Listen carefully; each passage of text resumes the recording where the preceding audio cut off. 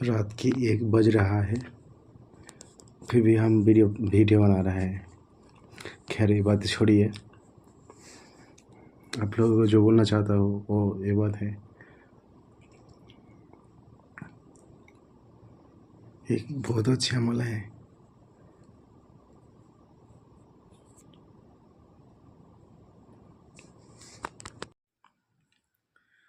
সূরা মুলক সম্পর্কে শুনেছি যে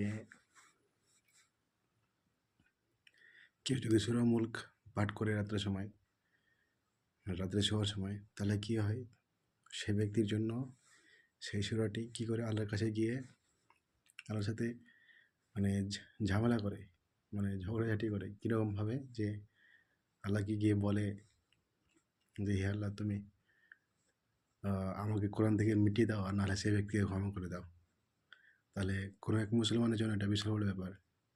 তো তার জন্য আমরা চেষ্টা করবো যাতে রাত্রিবেলা সূরা মুলক পড়া, যদি পড়তে না পারি তাহলে কী করবো, যাতে এটা ফোন থেকে হোক, মানে কোনো রকমভাবে যেন শুনে ঘুমাতে পারি, এটা একটা।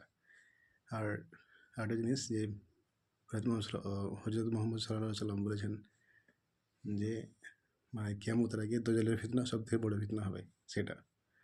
তো দাজ্জালের ফিতনা থেকে বাঁচতে গিয়ে আমাদেরকে কী করা দরকার, যে সূরা তওবা পড়তে হবে।